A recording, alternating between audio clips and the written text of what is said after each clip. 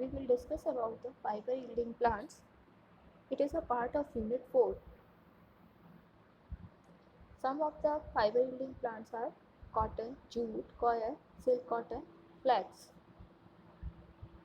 They are economically important and they are important after the food crop.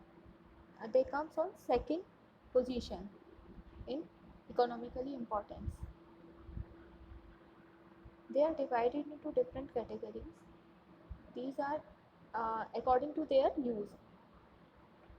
कुछ fibres textile fibres के अंदर आते हैं जो कि आपका फैब्रिक्स फॉर्मेशन में काम करते हैं. ब्रश फाइबर, इनके द्वारा ब्रश और झाड़ू वगैरह बनाने के लिए यूज़ किए जाते हैं. रफ वीविंग फाइबर्स, ये आपका बास्केट, चेयर, मैट्स वगैरह बनाने के लिए यूज़ किए जाते हैं. फिलिंग फाइबर्स जो हैं वो आपके मैट्रेस या पिलोज़ को फिल करने के लिए यूज़ किए जाते हैं. नेचुरल फाइबर्स जो होते हैं वो डायरेक्टली नेचुरली ऑब्टेन होते हैं और विदाउट वीविंग इनको यूज़ किया जा सकता है. पेपर मेकिंग फाइबर्स के थ्रू आप पेपर फॉर्मेशन कर सकते हैं. सम आर वुड फाइबर्स जिनको आप पेपर मेकिंग में ही यूज़ करते हैं. अब इनका क्लासिफिकेशन नेचर और स्ट्रक्चर के बेस पे डिफरेंट 3 तरीके से किया जा सकता है. बास्ट फाइबर, स्ट्रक्चरल फाइबर और सरफेस फाइबर. बास्ट फाइबर आपका फ्लोएम, पेरिसाइकिल और कॉर्टेक्स से एसोसिएटेड रहता है और ये ज़्यादातर डाइकोटिलेडनस प्लांट से ऑब्टेन किया जाता है. They are usually separated by rating method. जिनको सेपरेशन किया जाता है, अलग किया जाता है, उसको रेटिंग प्रोसेस कहलाता है. उसको रेटिंग प्रोसेस कहते हैं. एग्जाम्पल है आपका फ्लैक्सवुड, हेम्प और केनेफ. सेकेंड टाइप के फाइबर जो होते हैं वो आप कहते हैं स्ट्रक्चरल फाइबर. ये छोटे होते हैं, स्मॉल, शॉर्ट और लिग्निफाइड सेल से बने हुए होते हैं जो कि जाइलम और फ्लोएम को कवर करते हैं.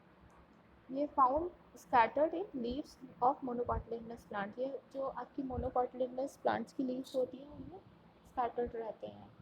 They are separated by mechanical scraping. जो इनको अलग करने का मेथड होता है सेपरेट करने का, उसे स्क्रैपिंग बोलते हैं. एग्जाम्पल मनीला हैम, सीरियल, न्यूजीलैंड हैम. थर्ड टाइप के फाइबर आपके कहलाते हैं सरफेस फाइबर. ये आपके स्टैम्प्स के ऊपर प्रेजेंट होते हैं, लीव्स पर, फ्रूट्स पर और सीड्स के ऊपर पाए जाते हैं, इसलिए इन्हें सरफेस फाइबर कहते हैं. सरफेस पर प्रेजेंट होते हैं और obtain from a great diversity of plant. ज़्यादातर प्लांट्स में ये सरफेस फाइबर ही प्रेजेंट होते हैं. Separation done by ginning. इनको अलग करने का जो मेथड होता है उसे गिनिंग कहते हैं. जैसे कि कॉटन हो गया आपका और केपॉक हो गया.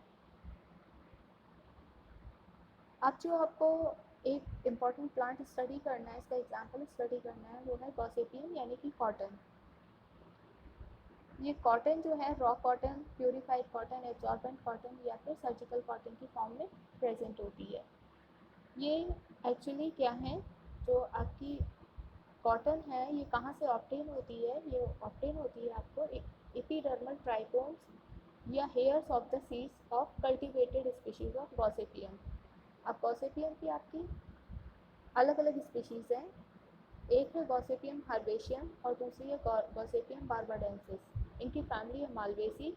इसमें गॉसिपियम हर्बेशियम की स्पेलिंग थोड़ा मिस्टेक है, आप करेक्ट कर लीजिए. प्यूरिफाइड और absorbent cotton consist of trichomes but freed from fatty matter and adhering impurities, bleached and sterilized. Commercially found in India, US and Egypt. अब इसका कॉन्स्टिट्यूएंट क्या होता है?